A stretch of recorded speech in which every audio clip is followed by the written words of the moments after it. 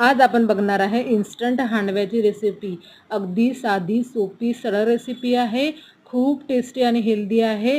एकदा तुम्ही नक्की ट्राय करून बघा। त्यासाठी मी एका बाउलमध्ये 1 वाटी रवा, अर्धी वाटी बेसन आणि पाव वाटी मी तांदळाचं पीठ घेतले।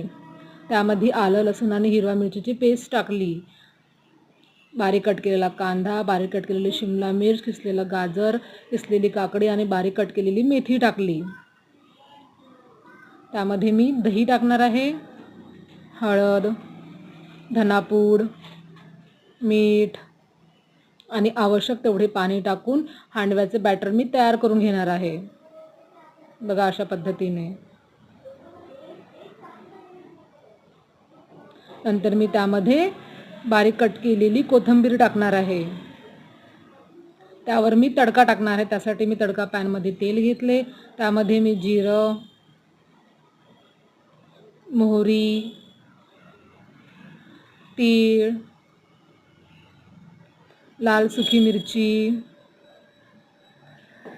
कढीपत्ता आणि हिंग टाकले। हा तडका मी आपल्या बॅटरमध्ये टाकणार आहे। बघा अशा पद्धतीने। आता मी याला व्यवस्थित मिक्स करून घेणार आहे आणि 5 ते 10 मिनिटांपर्यंत रेस्टला ठेवणार आहे।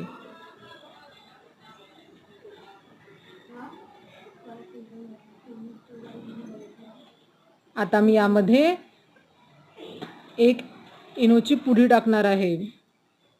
बघा अशा पद्धतीने। याला पण मी व्यवस्थित मिक्स करून घेणार आहे आणि आपला हांडवा तयार करणार आहे। बघा त्यासाठी मी एका पॅन मध्ये तेल घेतले। त्यामध्ये मी तीळ टाकले आणि मी हांडव्याचं बॅटर टाकणार आहे याच्यावर। बघा अशा पद्धतीने। आता मी याला थोडं झाकण ठेवून शिजवून घेणार आहे।